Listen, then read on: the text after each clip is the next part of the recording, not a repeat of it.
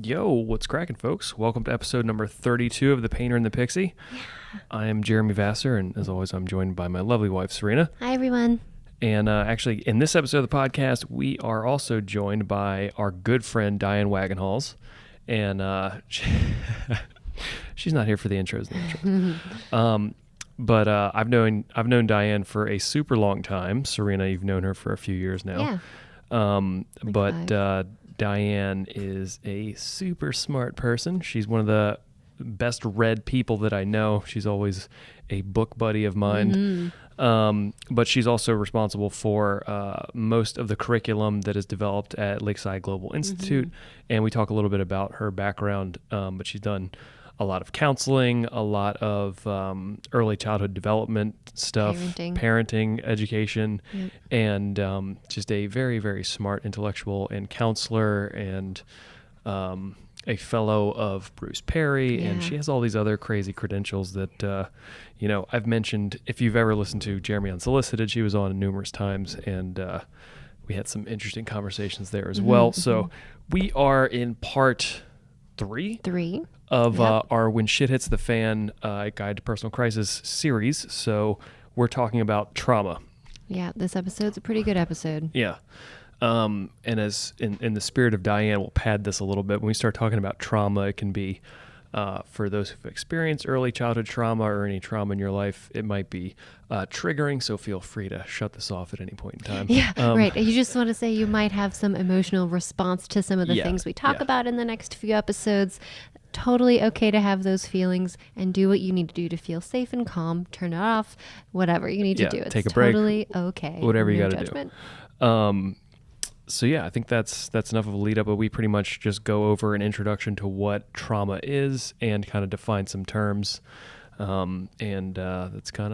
That's kind of anything else to add there? Yeah, I think in this episode, we kind of try to give you guys a context to just really dip your little itty bitty baby toe into the world of what does trauma mean and how can you support yourself or someone through that. So we'll probably be doing a few more episodes like this later down the road too. Feel free to offer some feedback if you want us to go deeper on certain levels, and we're happy to do that too. Yep. So without further ado, did I say that right? That sounded weird when I said it. Yeah, without further ado. Yeah, without further ado, please give it up for our good friend, Diane Wagenhals. This is only the beginning. All right, ready? Ready? What you're going to hear about today is nothing short of a miracle. Well, I don't believe it. Let's find out.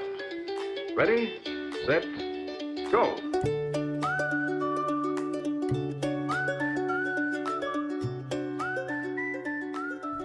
Yo, what's up, Diane? How you doing? I'm doing very well. What are you doing? I'm hanging out with you. How are you doing? See, I can't talk. What are you doing? How are you doing? It's kind of safe. We're doing good. I'm sitting here with Serena and Diane Wagenhals, two of my most favorite people. Yeah, that's true. It's good. It's going to be a good show. I'm feeling good vibes right now. So we're at the Lakeside HQ, and I actually recorded 4 episodes of the Clever Contractor podcast here yesterday with my brother. You recorded a lot. So I'm in this room? In this room. Wow. Yeah, I was sitting where you're sitting right now. That's cool. But so it was good. And then, much different topic than we are going to be covering today. And, this is, as I'm sure I will have stated in the intro, we're going to be attempting to cover Trauma 101, which I think as we can. I think I took the trauma course from you. Like, I'm pretty sure I took Trauma 101. That's when you were going through all your back stuff. I can still picture you sitting on one of those balls.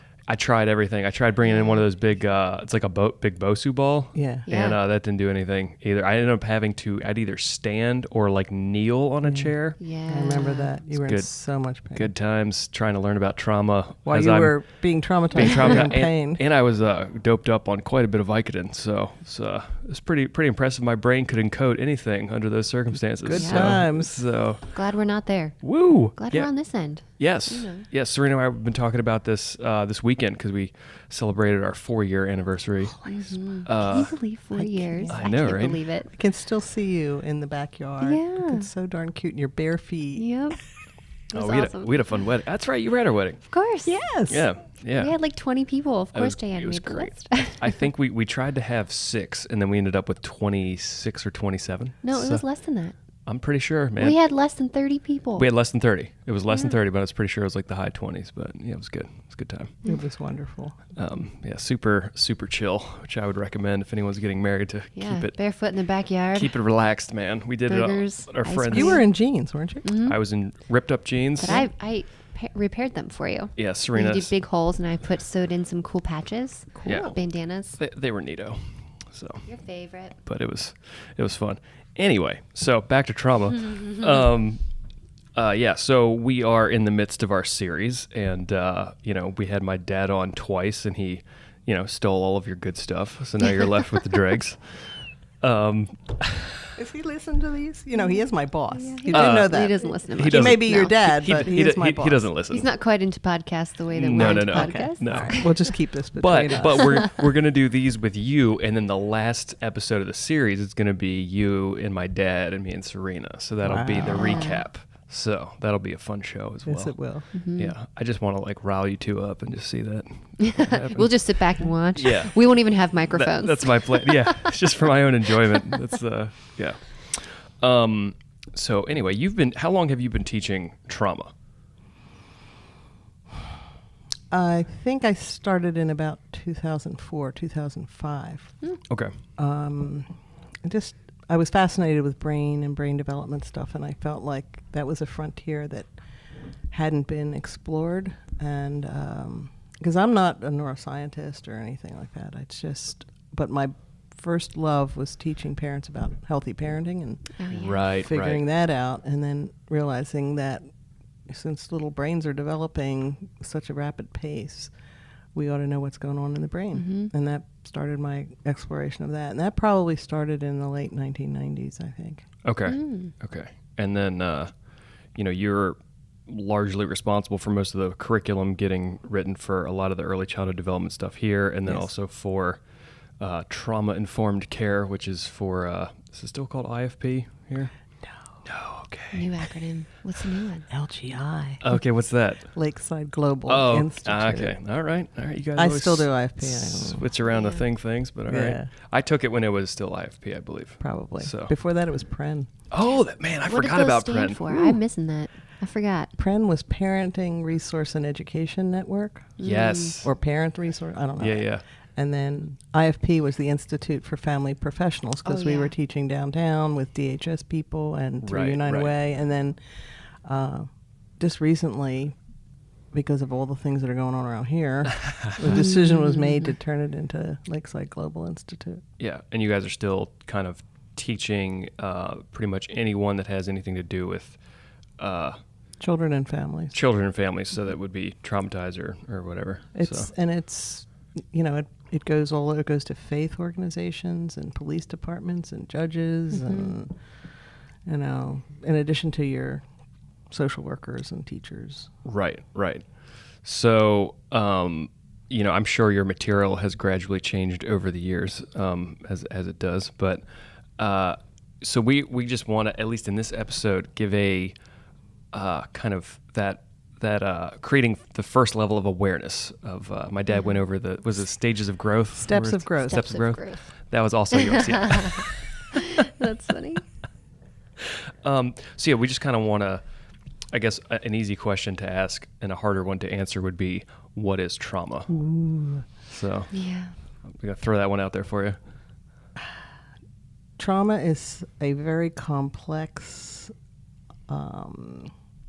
experience that someone can have that changes the architecture of the brain more or less permanently, depending on how severe the trauma is. It, in some ways, the easier way to look at it is when it's like a jolt to your brain, like an electrical suddenly, to being overwhelmed by something and feeling powerless and desperate and frightened, and it's inescapable, and it changes the landscape of the brain.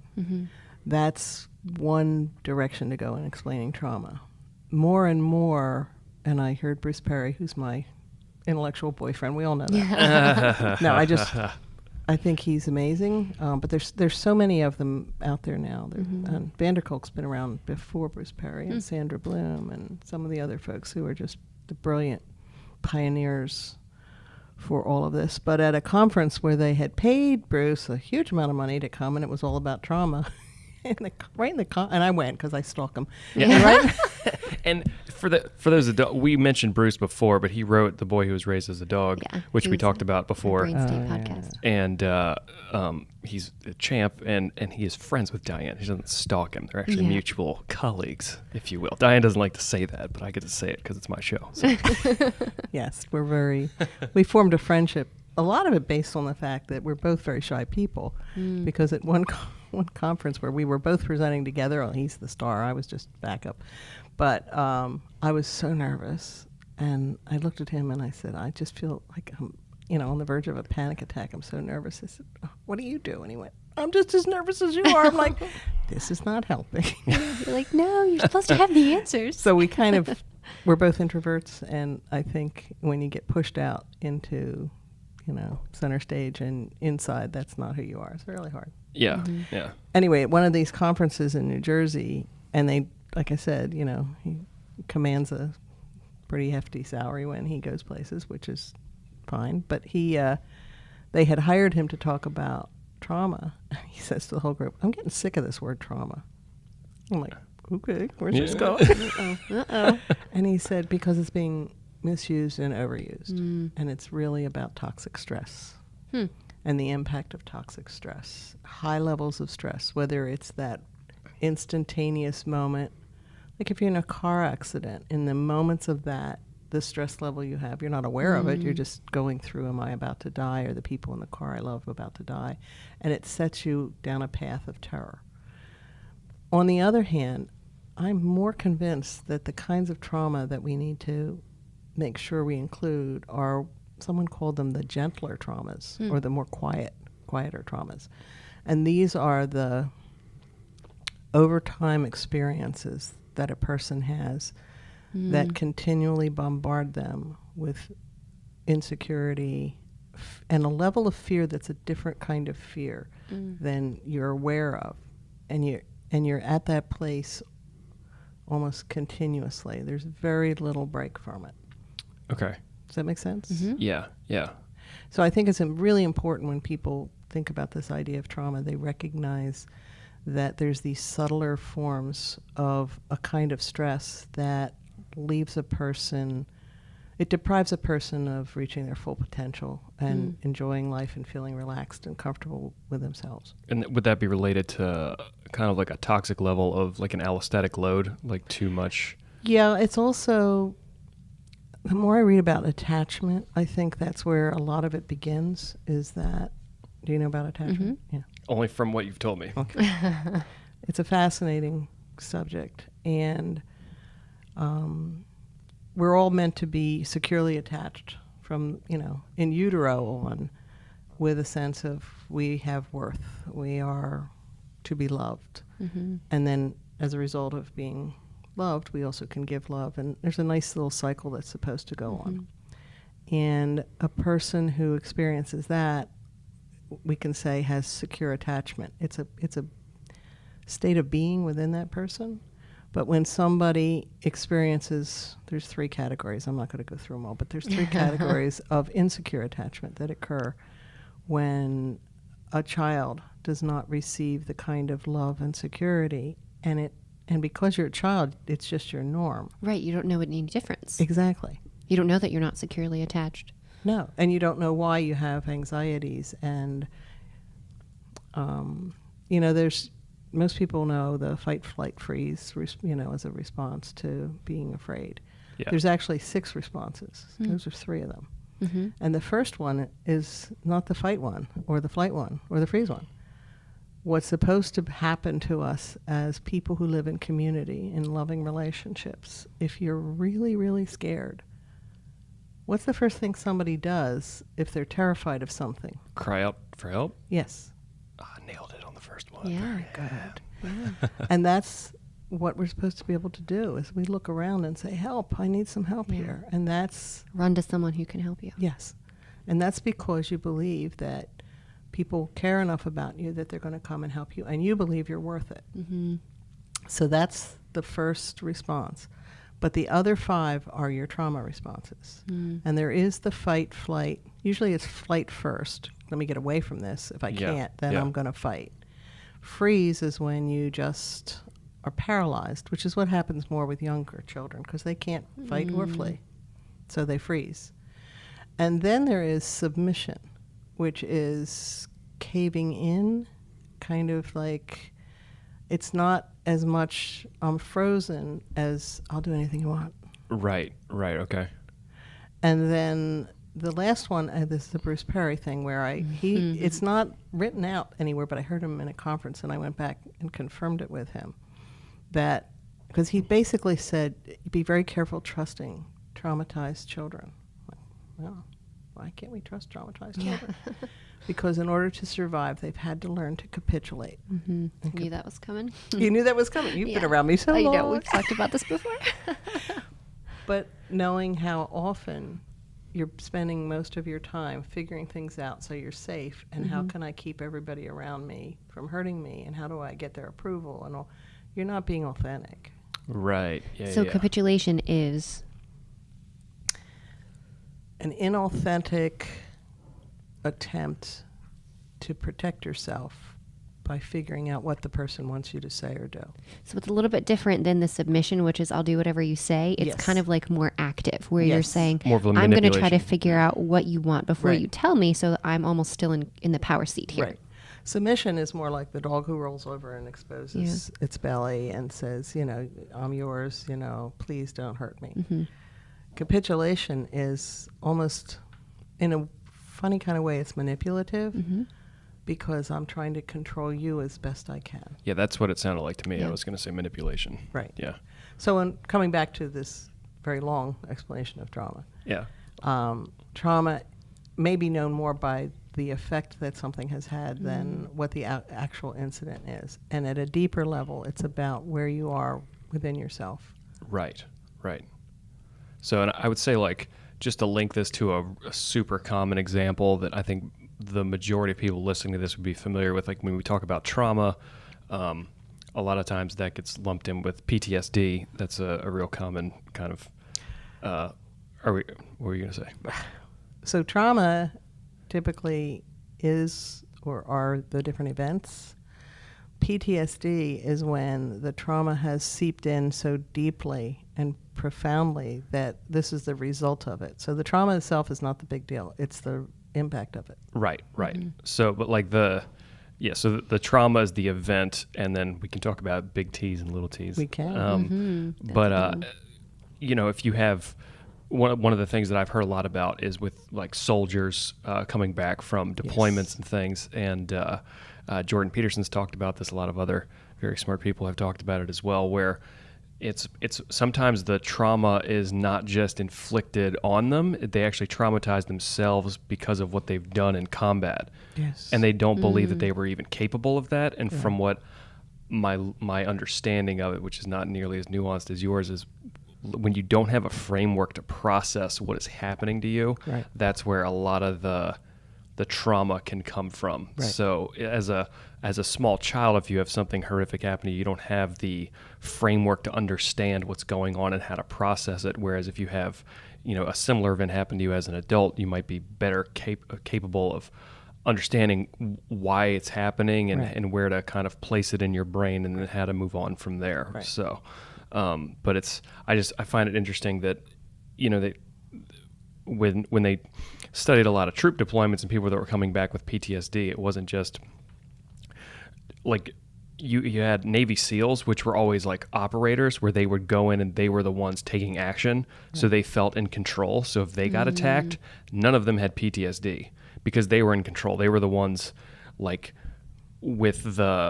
they were on patrol. They had an objective. Whereas it wasn't that they weren't traumatized; it's that they knew how to handle those moments. Right, they were more effectively. They were prepared for those moments, and they were the ones taking action. Whereas you could have a very similar scenario, but it was like Marines that were on patrol, and then the randomness happened to them. While they didn't have like a mission objective, they were just kind of like wandering around. That was much more traumatic for those troops because they weren't the ones kind of taking the action and had the, kind of like spearheading thing. So There was no sense of personal power in that moment. Right. Where like all the special forces guys almost always feel like they're in control. So they're used to messed up things happening, but they're the ones like driving forward. Where it was like when things just kind of happen to you randomly, that's where it gets kind of a little more challenging. hard to process and more challenging. A lot of it has to do with power. And where is your power? And sometimes, too, something you said earlier is that I think we all have images of who we are. Like, we're good people, we're kind people, we won't hurt people. We get angry, but, we try not to do something that's terrible to somebody else. Sometimes we get a little bit vindictive, but But you're not going to kill somebody over it. Right. It's not at the magnitude.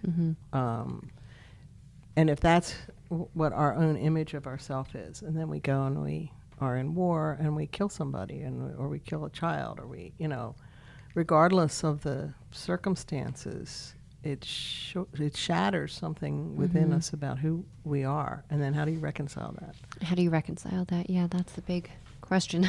Yeah. Ellen Galinsky, you know me with books. I apologize and I won't No, we apologize love again. it. It's all right. Ellen Galinsky wrote a book called The 6 Stages of Parenthood. And one of the things that is brilliant in that book is she talks about as you go through life, you need to create images for what something's going to be like images of marriage. Like before you get married, you have like, this is what it's going to be. Yeah, or you're like told, creating a context. Yeah, or you're told this is what it's going to be. Right. So somehow you get an image. Yeah. Now, then there's the reality where you say, this is what this is about. You're like, this is not exactly what I anticipated. And what she said in that, because parents go through stages where they have images of what the stage is going to be like. Like you have images of pregnancy and birth. You have images of what a newborn's going to be like. The degree to which you have an image and the reality comes close to it is the degree to which you're kind of at peace.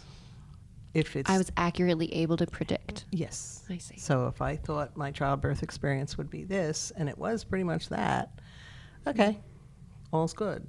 When it's far away from what the image is, then this process called reconciliation has to occur. How do you resolve? How do you make peace with what you thought it was going to be and what it is? So when it comes to some of these war stories and other things, I'm a soldier and I get to go and be, everybody's going to be proud of me. And then the reality hits like, no, this is crawling in the mud. This is blood. This is, where did I hear something? Okay, random, sorry. Yeah. Somebody came back, I can't remember where I heard this, but it struck me because this was a surgeon. And in the military, there was one, this is gross, but there was one smell that to this day, if he gets anywhere near, I know, look at your face, was the smell of brain matter. That's got to be a very distinct smell. And yeah. And so, because here's another thing about trauma is that trauma is sensory. Yep. It's stored in your senses. It's in lower brain areas. It is not something that, while you can process it cognitively, you're experiencing it at a sensory level. Mm-hmm. Right. Yeah, and smells are really strong triggers. Yes. Really, really strong triggers. And sometimes you don't even know. You don't have the memory attached to the smell. It's so profoundly deep within you. But you just know when you smell that, something happens. Yeah. So I was explaining kind of how, probably butchering it, to one of my buddies how kind of trauma works, because I was explaining a little bit what this series is about. And really how a traumatic event gets encoded in your memory, and if this model is wrong, because I know this stuff switches around all the time, and we were told like later that brain states, people don't really use that terminology anymore. We're like, well, it's still an effective framework to think about things, so whatever. With normally, if you're like we're having this podcast right now, things are going relatively smoothly. We all enjoy each other's company. Nothing too crazy happening. So we're all in like hopefully a calm space. So it's getting encoded in your hippocampal memory. Is that still true, Diane? Yes, you're correct. Cool. And so your hippocampus is more of like the hard drive in your head or a library. So it's kind of like your narrative memory. It's as near as makes no difference, like the chronological narrative of your life. It's chronological, it's autobiographical, and it knows it's got time imprints. Yeah. And so then if you have a traumatic event, say like a car accident or, you experienced a terrorist attack or something like that that was very jarring and you weren't prepared for it, you didn't have a framework to deal with it, that gets encoded outside of that timeline in a somatic sensory way. Right. In your amygdala. Yeah. And is that still true? Yes. Although I feel like you're like, yes, but. Yes, but there's more. What I'm understanding is that, because I used to think the amygdala was like the driving force, and I got corrected by a certain neuroscientist I really adore, that the amygdala is not, it's not the fear center. Some people call it that. It is a memory center. It has the memories, the sensory memories. Van der Kolk says that it's the smoke detector in the brain, and it connects with the brain stem. And I'm pretty sure this is still accurate. It's the one that gives the signal to release the neurochemicals that are the fight-flight responses to keep you safe. Right, right. Yep. Okay. But the memories are encoded in that sensory way versus being the cognitive encoding. The library encoding. Exactly. It's the difference between implicit and explicit memory. And implicit is the unconscious memory system. Explicit, you can actually pull it up. Gotcha. Okay. Okay. And then from a lot of the counseling and therapies that people like you and my dad do, a lot of the process is getting that traumatic memory out of the sensory somatic memory and into the hippocampal memory so people can assimilate it into their narrative. Is that? That's a piece of it. Okay. That's a piece of it. I'm thinking about what Dan Siegel says in, it's a great, now you can get it kind of cheap online. It's a set of, the set of CDs. Yeah, the CDs. It's called The Neurobiology of We. Okay. And he has, it's brilliantly done, although he has a very hypnotic voice. I tell people, don't listen to this while you're driving the car because you'll go in trance. Yeah. I know, that's the problem. I was like, I can't listen to this while I'm driving down to Washington, D.C. No, it's not. I don't recommend that. It's just put you out. It's just too relaxed. Well, I think he has a way of talking. Anyway, he's got some good YouTube stuff and all Okay. that. Dan Siegel. Check it out. Where was I going here? Okay, just listen. Neurobiology of We. Yes. Okay, it got there. He said that trauma at its heart is a problem of disintegration, that we need integrated minds where our stories are all connected and they run from the lower brain areas, both right and left side, to the upper brain areas, right and left side, and there's a harmony in how things can just flow throughout your brain. When there's trauma, it disrupts that process. And so instead of having an integrated mind around something, our mind is now disintegrated. Okay. And it's kind of, people will, not only him, but others talk about a shattered narrative versus a coherent narrative. You can't really put your story together because it's all jammed up down in your brainstem and you don't have an access to it. So now you can't, you know that you're having symptoms and the symptoms are re-traumatizing you often because you're re-experiencing, but it's not doing a natural progression. Gotcha. So can we go back real quick to something you said way earlier in the episode that I just think is important to touch on? Sure. All of this happens with really big, stark experiences of trauma, but also what you said about those little bits over time. Yeah. That's where I think that's really important to touch on, especially for our listeners, because a lot of times we think, oh, well, I'm not traumatized, but you still have this like negative self-talk constantly about everything you do. That still can be traumatizing to the brain and to the body, to your response system. Right.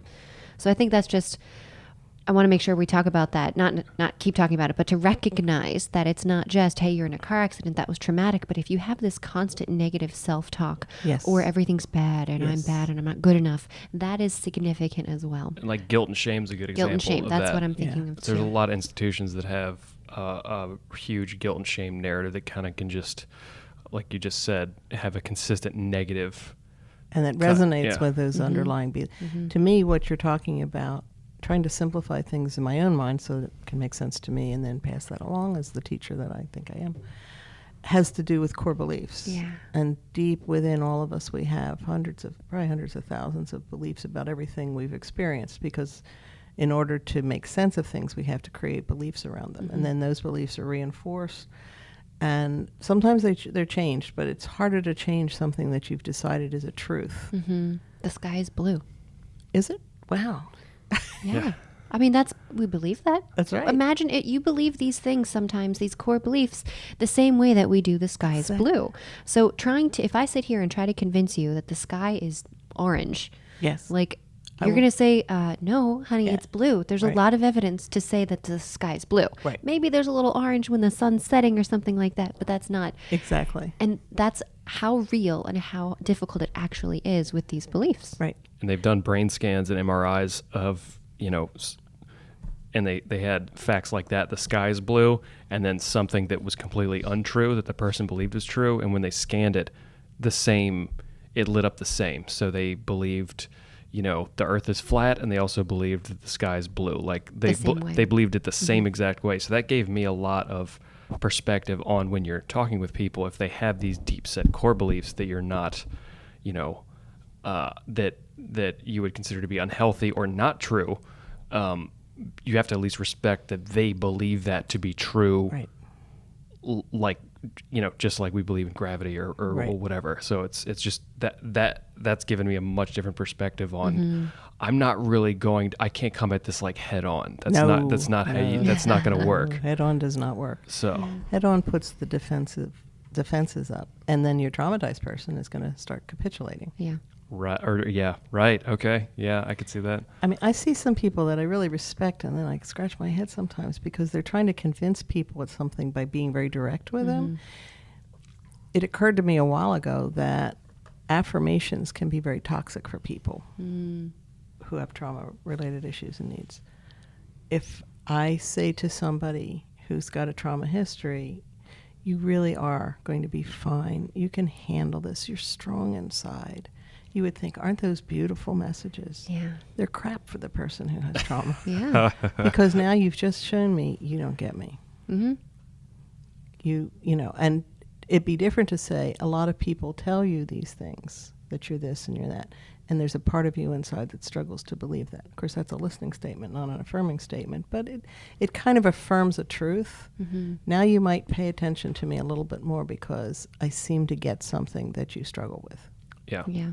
Well, and if you say that type of statement, I might say, okay, well, it's all well and good that you believe that, but that's not going to be real. So now I have to live up to your expectation that I am fine, or act like that around you to like capitulate, to prove, hey, this is your perception of my reality. I have to make sure you see that and that doesn't get broken. Right.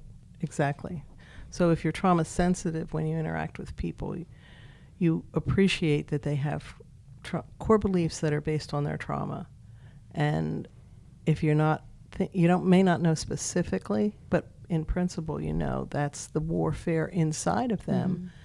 And they're often, another big piece of trauma is the loneliness, because you feel no one understands me, and I can't really connect with somebody in an authentic way.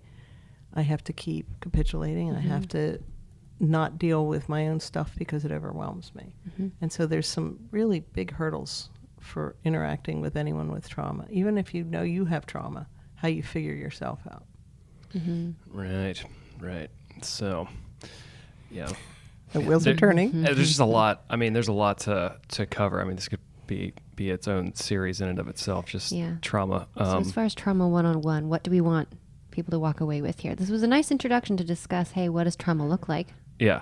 Helpful. Well, the series is based on, when shit hits the fan, a guide to personal crisis. And I think a lot of those, sometimes trauma gets, even the example that I jumped to immediately was, people going away and fighting in a war and having. It's an obvious one that people are, I think it's what gets talked about the most probably, at least in that a lay person would understand, like, like PTSD or trauma, like those things. It's like, from someone in war, that makes sense that you would experience something horrific, but then bringing it back to this stuff is happening all the time. Like once I really got initiated into the world of trauma, I understood how much of an issue it is with like people that I actually knew. Like not it is prolific in our society, just with kind of normal, day-to-day things that happen. And I mean, a trauma can be something, you could have a loved one die. It can be a combination of things, which I think is also really important to like point out too. It doesn't have to just be like this one thing, like a really bad car accident like that. I mean, it's easier to like pinpoint those things, but it can be a series of events that build up to this stress where it's just so overwhelming, and then has like a sort of a negative tipping point into The straw that breaks the camel's back. Yes, spiraling into something. You can have like a loss of a job, a broken relationship, and then a death in the family. You combine all of those things together, and you've got a pretty nasty mix of things that can be highly traumatic. And then it's even harder for the person to pinpoint down what actually, how do you sort through that? Because it's like you said, the disintegrated mind. Like there's so many things coming in that is. There's a name for this. What's up? It's called complex trauma. Complex trauma. Okay. There's a couple differentiations. There's situational trauma and relational trauma. Okay. The relational trauma is the most toxic, because it has to do with the shattering of your faith in a relationship and your safety in relationships. Situational is the tornado, the hurricane, the car accident, the terrorist attack, or whatever that is not happening in the context of relationships you have. Right. There was no broken trust. Yeah. Right. But it's terrifying. So it's similar, but it's very different when it's relational. And then if you start to look at types of trauma, there's a simple single event acute trauma, and that pretty much you can nail that one. Yeah. Then there's chronic trauma, which is that same kind of trauma that happens over and over again. Then there's complex trauma, which is what you were just describing. And then you can go further into it with understanding developmental trauma, attachment trauma, war trauma. I mean, I have at least 13 or 14 different categories of trauma. Right. So, yes. Yeah, plenty to unbox there. So in the context of understanding how trauma affects when you're dealing with a personal crisis, I think it's good, because if you don't have a context, if you don't understand that people are dealing with these things, you can't move forward effectively. If you don't understand that you're dealing with these things in a personal crisis, you can't move forward effectively. If someone listening to this is having a revelation that they may have a trauma history they never really understood, they may need some help with that, because that's going from the unaware to aware. And that's people who go from unaware to aware sometimes don't realize that can be so overwhelming. At the same time, it can be relieving. It's like, now something is making sense to me. And I can feel that I'm not being ridiculous because I have all kinds of reactions to things. Now there's an explanation. Yeah. One, I think, at least when I got initiated into the world of trauma through you, it was much like Neo taking like the blue pill in the Matrix, like where he was aware of. Yeah, it opens up your eyes. I forget if it was the red pill or the blue pill, but whatever the one was that Deciding to leave the Matrix. And being aware that the Matrix was like, how deep does that rabbit hole go? Like, that's what Morpheus says to him. Like, I imagine you feel a bit like Alice tumbling down the rabbit hole. Like you're just like, holy crap. Like, just like what you said, it's a whole other world of how people are interacting with life. And for me personally, because I came from a very non-traumatic childhood, I was extremely fortunate that I just grew up with the parents that I had, the family that I had, and they're just like normal, like grandparents passing away and things like that. Right. But a car accident when I was 16, but nothing really bad happened, so it was that was fine. But like there was nothing chronic, nothing. It was a very loving environment to grow up in. So then I thought that's what everyone experienced, and then when I saw other people behaving to my eyes oddly, I was judging them, saying like, why are you being so stupid? Like, this is a dumb thing to do. But then I started to understand, like, people are coming at things, in a sense crooked, and a lot of it has to do with unprocessed trauma, like chronic like early childhood trauma, things that impacted their actual brain is wired differently. we covered family legacies in the last podcast, so you might have some negative, destructive, even traumatic family legacies that you keep perpetuating. So to me, it gave, I think, what I would want people to take away with, or at least have an inkling of in this, is if you're dealing with your own personal crisis, or if you see someone who you're close with dealing with a personal crisis, all of these things, like if they have a traumatic history, they have these family legacies, if the crisis they're trying to deal with is actually traumatic, I mean, it just gave me a lot more grace to be like, this is a process, and they're responding probably correctly to the trauma. Like there's a biological response to these things, whether it's a hypervigilance response, a dissociative response. They're all biological, like rational, like your body is trying to deal with it, and it's doing the right things, or at least it's trying to, and then you're dealing with the symptoms of the body trying to work through these things. But it's just given me a lot more grace, instead of just being cold, me like, just get over it, get your shit together, and let's go. Like that's like it's a matter of willpower. It's not. Or making a choice, not even willpower. It's like a matter of making a choice. It's not quite that simple, unfortunately. And those of us who have the trauma experiences look at the people who say that, back to this, you don't get me. And now, like, I really can't trust you the way you wish I could, and I can't explain it to you. So one of the things that occurs to me is profound and simple, is that trauma, the kind of trauma that we're talking about, happens in the context of relationships that are supposed to be healthy. Yeah. The interesting thing is healing takes place in the context of healthy relationships. You really can't heal this stuff on your own. Yeah, not a solo business. So that's an interesting awareness. So where do you go if you are so filled with self-hatred, self-loathing, inabilities to trust others, inabilities to trust yourself, and that pain is so deep and profound inside of you? How do you possibly reach out to somebody and expose some of that or process some of that? And yet if you don't, that trauma lives within you, and it's running the show. Right. I think, too, it's nice to realize, you said about being in healthy relationships, right? We're in relationships with everybody that we interact with. Yes. Right? So it's not like, how do I say this? You see some people and they think this is not a very meaningful interaction. So you've made comments to me many times about how I'm very kind to the wait staff or people at like the bank teller or whatever. Because I treat them like real people, you know? You say thank you. You make eye contact. You ask them how they're doing. How's their, they might be very surface, but it's because I recognize you're a real person too. Sometimes we don't realize that those relationships matter, and you do have, to the degree to which you have that relationship, healthy relationships with them. That, in my estimation, is a healthy relationship. I was out to dinner with somebody, and I don't even remember who it was, but I remember that it was a super busy restaurant, and it took them a really long time to get our food to us. I don't care. I'm there to hang out with these people and have conversation, and it was nice. And this other person left it like a $1 tip. She's like, they better know that it was not good service. And I'm like, it's not really their fault that they were completely, totally swamped. Have a healthy relationship with this person anyway.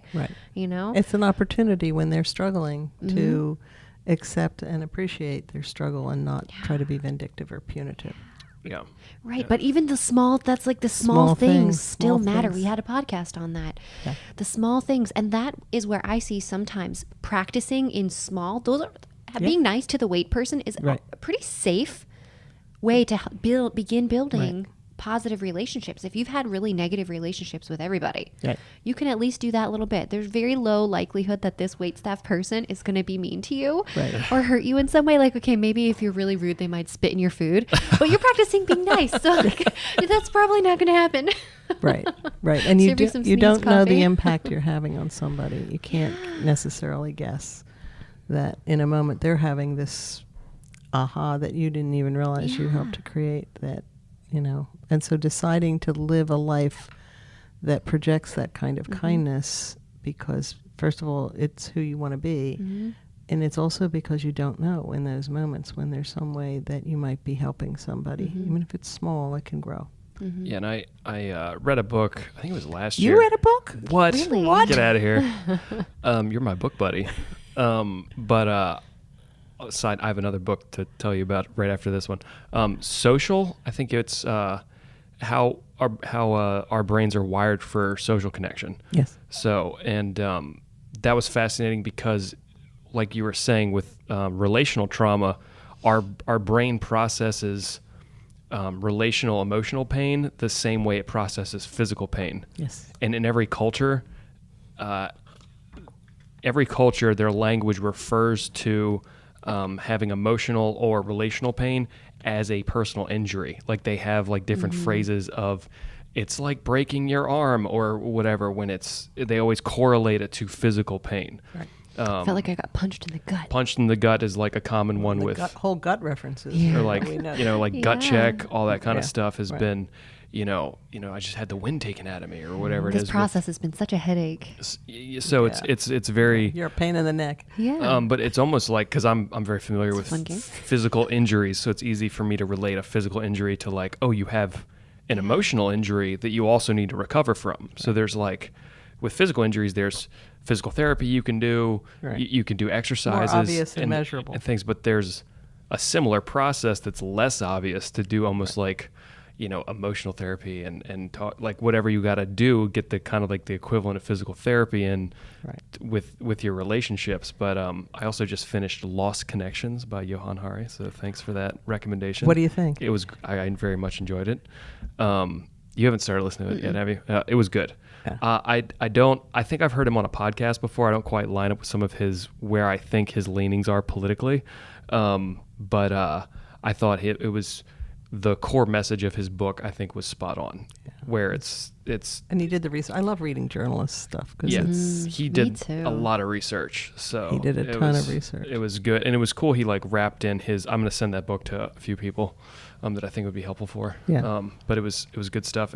I would recommend that to anyone who kind of wants to. We usually recommend Bruce Perry's book for kind of dipping the toe in the trauma waters, but that Lost Connections book is another good one that's particularly good Yeah. for all the stuff that's being done with the meds for antidepressants and SSRIs and Yeah, we don't need to get into all of that, yeah, those details, yeah. because I know you love talking about this. but it's good. But yeah, he talked a lot about early childhood trauma as well and processing through that, and I thought he just had some really good observations, and a lot of his healing that happened was through healthy relationships as well. Yep. So, and that's Sometimes I think we get stuck in this society on the computer, like on digital relationships, and we don't realize that they're not. Yes, there's still relationships, but it's not the same as having an in-person bodily relationship, Right. Where you're face-to-face talking to someone like this. It works in the brain differently. Yeah. Which we don't like to admit that. I think a lot of people will be like, "Oh, that's not true."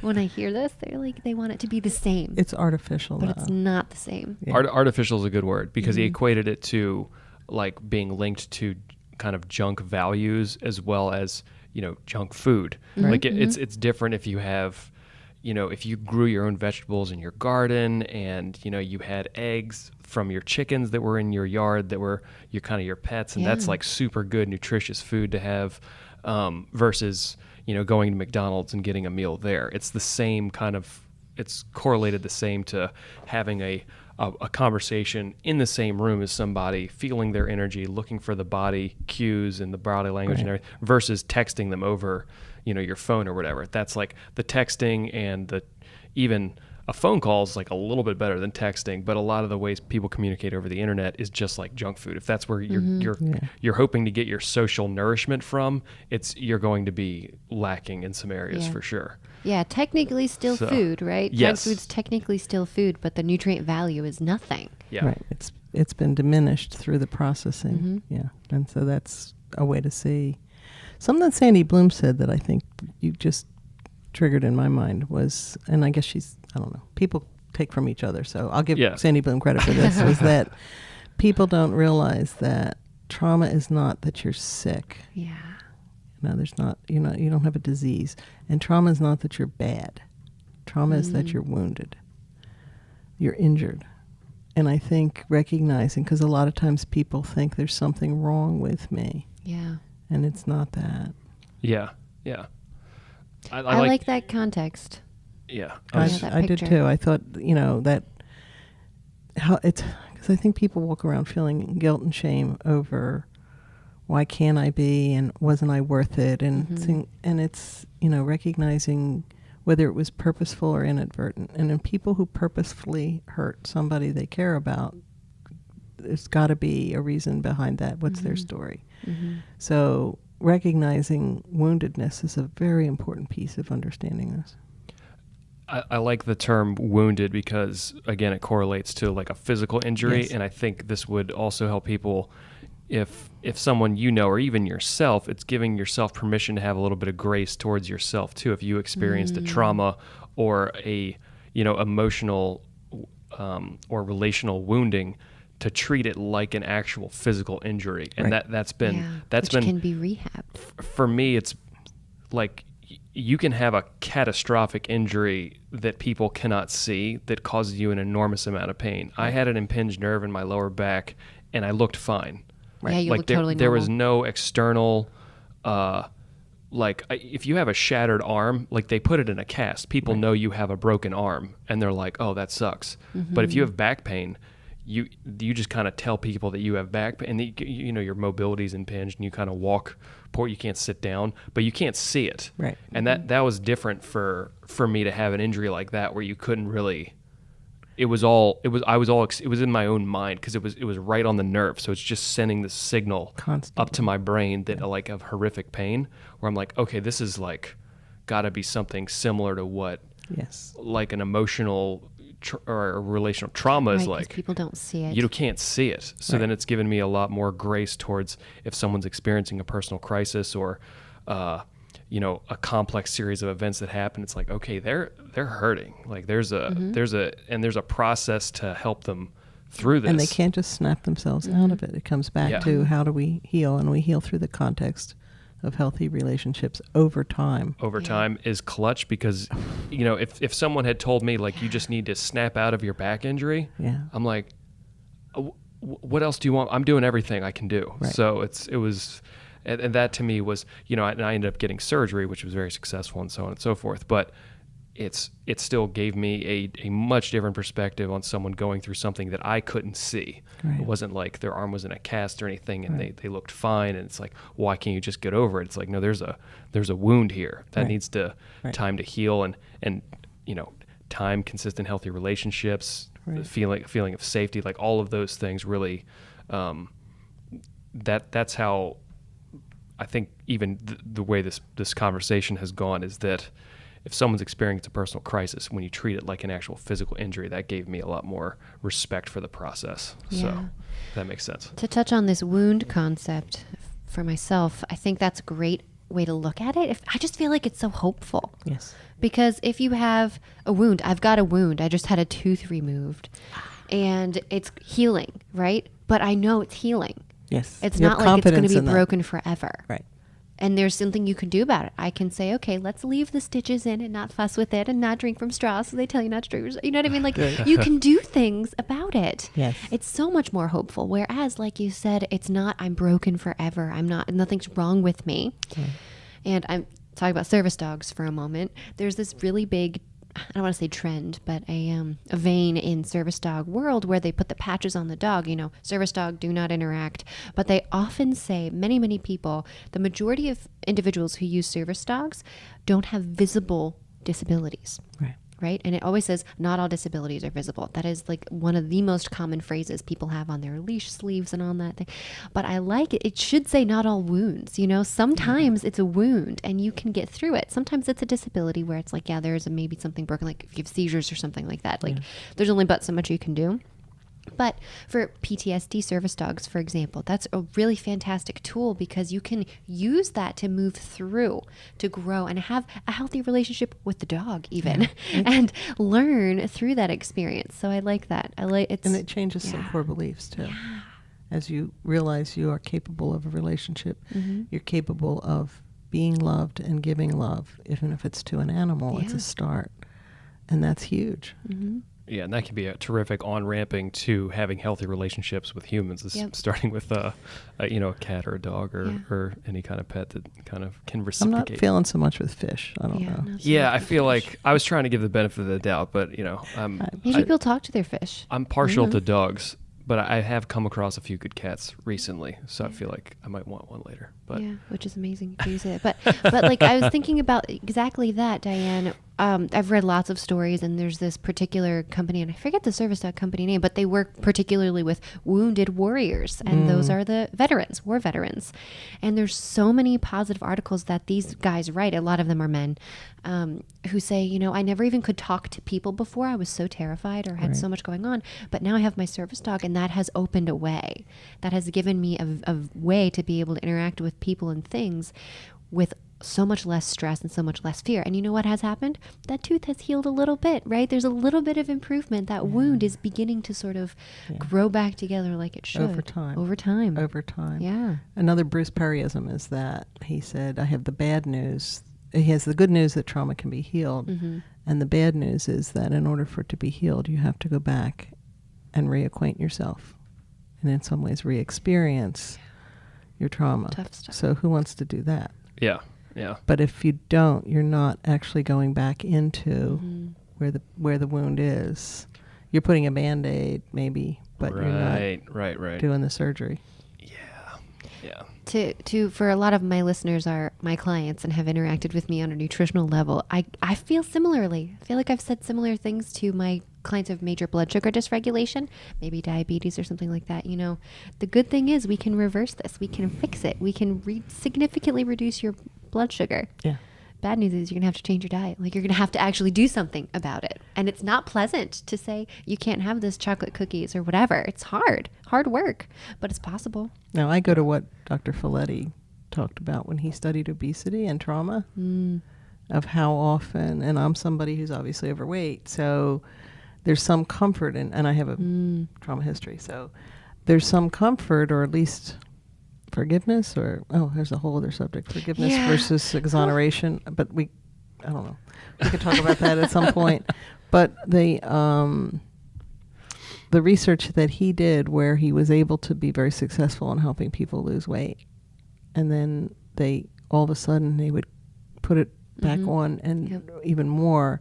And what he realized was that the symbolic loss of the weight was actually a form of protection. Yeah, absolutely. And it also was a way of saying, see, I can't succeed. I mean, there were all kinds of things. And if you're trying to prove to somebody, you can do this, you can be successful, if you don't address underlying beliefs about how they really feel, it's probably not going to stay effective. Yep, I which agree. makes your work really challenging Totally too, agree. because, it's how deep can you go when you interact with people to understand what the underlying causes are. Well, yeah, and he talked about that in Lost Connections. I think he cited that study you just talked about. Yeah. So, because it was like they'd had some folks that were physically abused, and so they found that if they were overweight, they were overlooked. So, and that's it's very that's kind of, common. and I was like, whoa, which I'd heard before, but it was the way they and then when they started addressing those issues and actually got the counseling, then it was, because the weight loss was just a symptom, or the putting on the weight was just treating the symptom, not the source. Yes. So it's just kind of like what you said, you're ignoring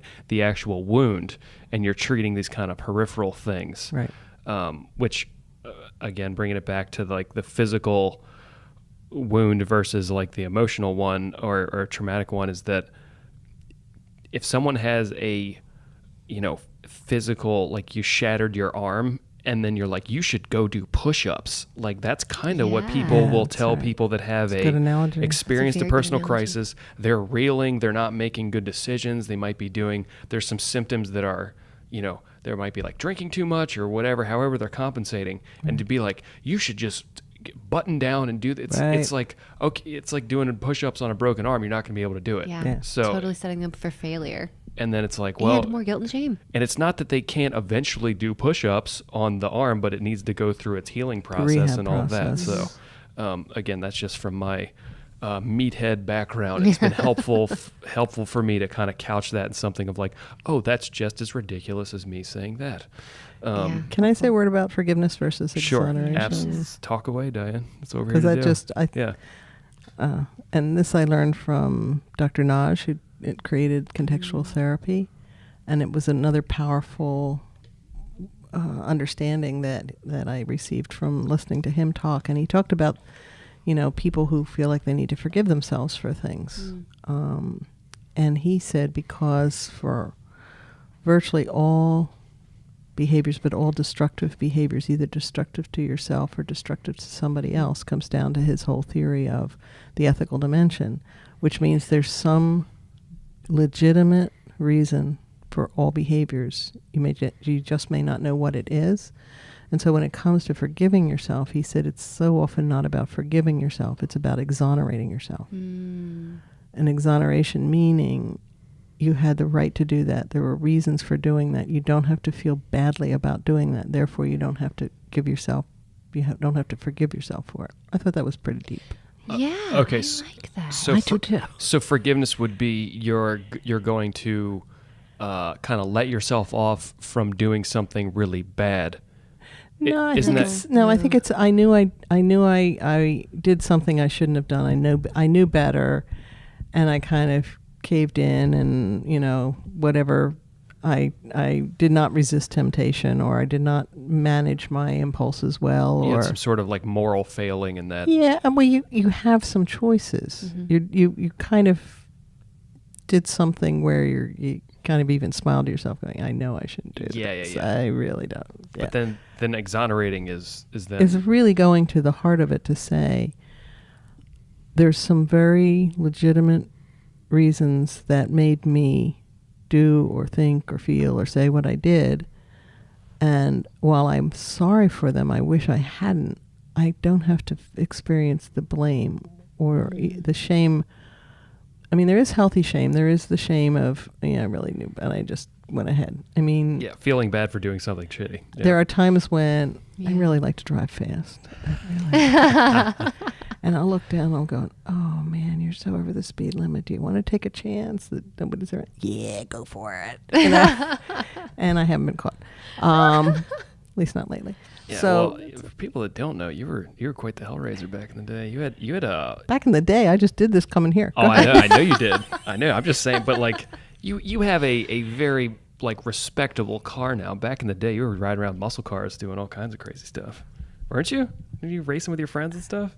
Yeah, but it wasn't. It was a Corvair, not a Corvette, a Corvair. Okay, all right. 19. Well, that's even more dangerous. You shouldn't be speeding in a Corvair. And I was, it was a 3-speed, and I was a teenager, but my joy was being able to get to like 60 or 70 miles an hour in second gear and then pop it into third. And Yeah, that's fun, man. man, Test the limits. yeah. And I did a drag race with a friend of mine on 309, and my car only went up to you could only see that you were at 90 miles an hour. We were side by side on 309. Her car could register up to 120, and she said we were going 120 on 309. Nice. Yeah, it's a good time. Yeah. It's a good time. Yeah. So I need forgiveness for that because I knew very well what I was doing. Okay, but going back to the exoneration, I think that's kind of cool because I've not heard that explanation before. And I feel like I try to do that for a lot of my clients, people who are saying, well, I just don't know why I'm an emotional eater. I get that a lot. And I say, you know what? It's okay. You are having a perfectly reasonable response. And I always use the brain regulation context for people. So you're just trying to regulate your brain. It makes perfect sense. Right. You can't, and from a digestive perspective, you can't be in go mode, stress mode, if you're doing digestion. Digestion is a parasympathetic process. It can only happen in rest mode. So if you have stress and you go eat food, your body's kind of stuck in limbo. It's like, I'm trying to digest, but the volume's turned down on stress. Right. It makes sense. Yes. So you take away that guilt, you take away the shame component to say, what you did made perfect sense. Right. Right? A lot of people say, well, I don't know why I just did this. I know I shouldn't do this, but I totally did. I ate the whole sleeve of Oreos. I know I shouldn't have done it. Okay, well, maybe you should have. In that moment, it seemed like the right choice to you. It seemed like the most expedited, efficient choice to get yourself to feel more calm. So it's okay. And doing that, you're actually, in Naj's terms, the thing that is needed, because you can't just say, it's not my fault and all that. Yeah. What you need relationally, probably from an outside source, is credit for what your issues were, what your struggles were, what your losses were. Yeah.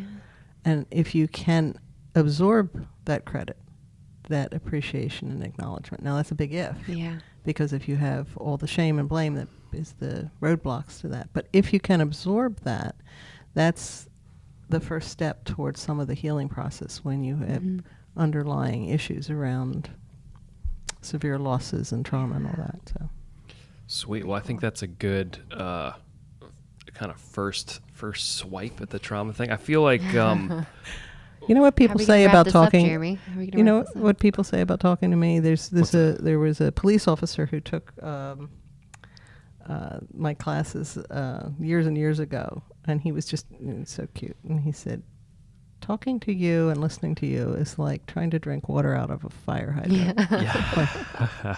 Okay, I guess that's a good thing. Maybe not. So Well, yeah, you're in good company because I feel like Serena and I have both gotten accused of infobesity. oh, I like that. Yeah. One of my clients said that to me. You definitely have infobesity, and I was like, I love it. That's fantastic. I will ratchet it down and meet you where you're at. It's like, I want you to know all the things all at once. And then, yeah.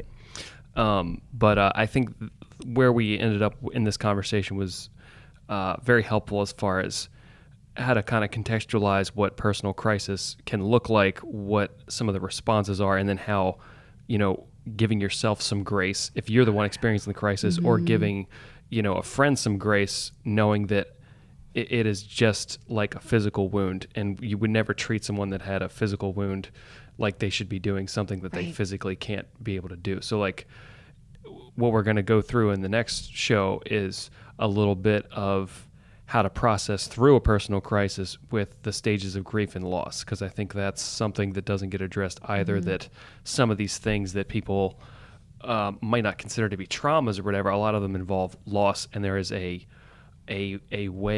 path forward to move through some of that stuff and then reassimilate it and kind of get on the healing path to some of those wounds. Right. So thank you very much, Diane. That was Thank awesome. you. It's This good was stuff. fun. And we'll see you guys in the outro.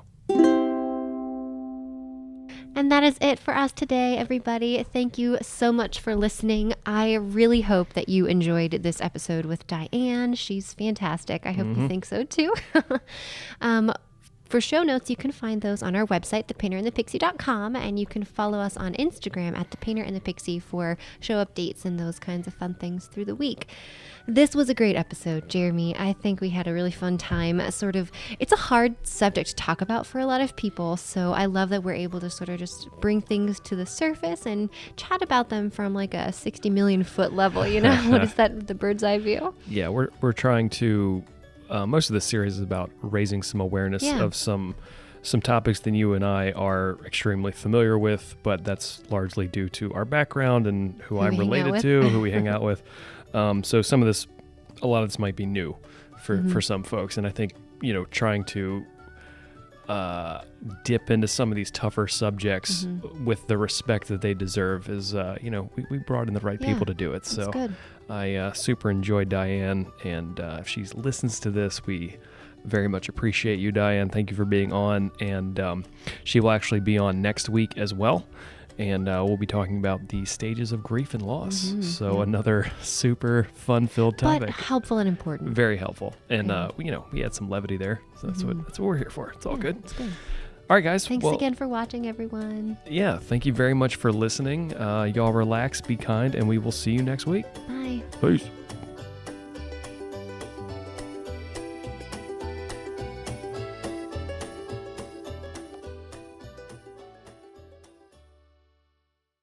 Amazing.